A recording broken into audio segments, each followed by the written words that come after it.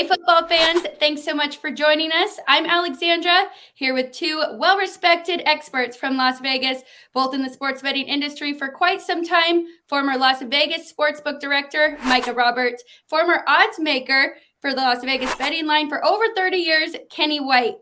The college football national championship game is less than a week away. These two are going to break it down in all aspects and give you as much information as possible so you feel confident in which side you're betting or the total. So Georgia opened a 1-point favorite on December 31st and was immediately bet to -2.5. On New Year's Day, it moved to -3. The total opened 51 and is now sitting at 52. Now, Kenny, I'm going to ask you, this is a rematch of the SEC championship game where Georgia was also the favorite, but Alabama won 41-24. Can you explain why Georgia is the favorite and why money is coming in on the Bulldogs? Yeah, it's a great question. We don't want to be knee-jerk reaction to our power ratings and betting lines. That first meeting, Georgia, a 6-point favorite, undefeated. They were already locked into the national championship no matter whatever happened in that game, and they kind of felt very confident. They were a favorite in the game. They were undefeated. The only undefeated team basically was Cincinnati but Georgia just was king of the hill. They were number one for so many weeks in a row. And Alabama had a loss, almost lost to Auburn. They struggled down the stretch. Just did not look like the Alabama Crimson Tide of old. But Alabama had to win that football game. It was such a must win, and the motivation was all on Alabama's side in that game. And I think that swayed that game, and that's why Alabama won. Georgia was a little overconfident in themselves. Now this is a different story. The Georgia team comes in with revenge, but again, they were 6-point favorite before. They lost. This number's been adjusted, and it was adjusted basically 3 points down to Georgia -3. Micah, do you think -3 is the correct number?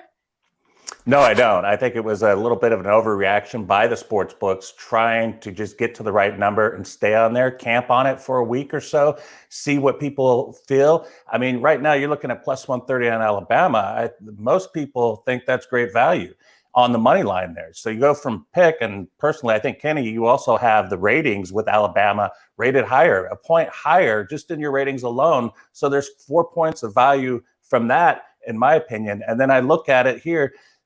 They don't want to move off 3, but they're going to be pushed sometime this weekend. So you got to be on the right side of where you think the line's going to go. I think it's going to drop back down closer to 1 or pick them. So there is a little bit of value if you like Alabama to take the money line at +130, I believe. Now, Micah, staying with Alabama and Nick Saban, you've got the numbers. They own this series. Yeah, they've won the last 7. The last win by Georgia, I believe, was 2007, 7 in a row. So that's one of the mindsets you got to think about. It's not just X's and O's, it's a mental state. And Georgia has been beaten like a drum by Alabama all these years. And another thing we have is we have a coaching tree of Nick Saban. He's been dominating all his ex-assistants over his career, 9 of them with 10 different teams. Until this year, Jimbo Fisher at Texas A&M, he had beaten them all. This is another one. He's 4-0 straight up against Smart. Kenny, anything for you? Yeah, there's something to, obviously, history and how it's been played. And there's a reason why certain organizations beat other organizations. And that's just not in football. It's in all sports. It just seems to be there's some type of dominance of one program has over another. And Alabama's had a dominance over everybody. But I will say Georgia has vastly improved to the point where they're one of the top 5 teams in college football year in and year out now. And they deservingly so to be in this game. And the one thing, Mike is right, my power ratings, Georgia's a team I had vastly underrated at the beginning of the year. I rated them a 119.5. I actually adjusted to up to a 124 before they ever played a game. So I adjusted in the right direction, 4.5 points. But at one point, their highest rating was a 136, and that was going into the SEC championship game. I dropped them to actually a 131 versus Michigan. They're now back up to a 133.5. Alabama started a 133.5, and they've improved 1 point from the beginning of the year till now. They're a 134.5. So I have Alabama 1 point better in this game, but I also have to factor in revenge, and revenge is a major thing, and it's also a psychological thing that, as I said, Georgia had that first game thinking we're already in the college football playoff. We don't even need to win this game, but we are. We're going to. We're 6-point favorite, but we don't even need to win. they kind of talked themselves onto that ledge where Alabama knew they had to win the game. Well, now there's revenge. Georgia lost. They bounced back off a loss with a great win over Michigan, over a really good team. They looked impressive to me. I just think they played their worst game of the year at the worst time against Alabama. I think you're seeing Georgia play a much better game. So I've got to add that revenge factor in, and it's worth 2.5 points to me. So now I've got Georgia a 1.5 point favorite in the game. Well, we have to talk about the total. I'm going to start with you, Micah. Open 51. Now it's 52.5 at some books.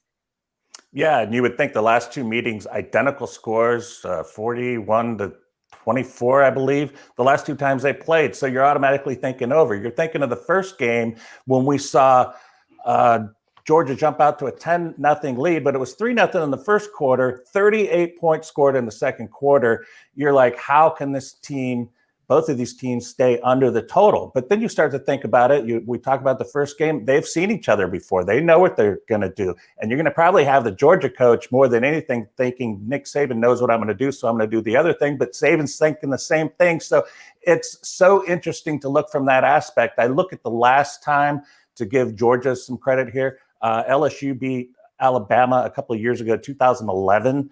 And then in the regular season, and then in the postseason, Alabama won 21-0. They came back, won, but totally different situations, regular season to postseason here. So I'm leaning towards the under on this game because I think both defenses will step it up here, and the offenses will be at a disadvantage. I don't think you're going to see Bryce Young go in and just absolutely dominate that Georgia defense.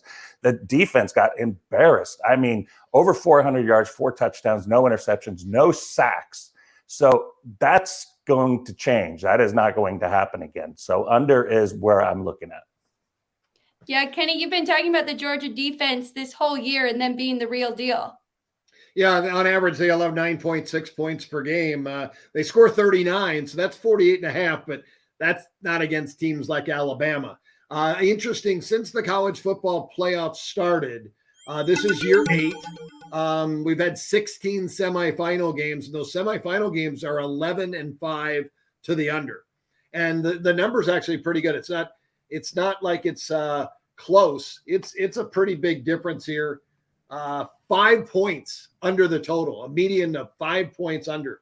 The championship games have been completely opposite. 6-1 to the over. The very first championship game went under, Ohio State and Oregon, and that total was 72.5, and they ended up scoring 62 points in that game. That was the only under in this series, but the last 4 games have only gone over by a total of 7.5 points. The last 2 years, interestingly, Clemson and LSU went over by a half. It went under the opening number, over the closing number. And then last year, Alabama and Ohio State, another middle. It went under the opener and it went over the closing number by a half. So yeah, this total is going to be very interesting to see where it moves and where it goes to.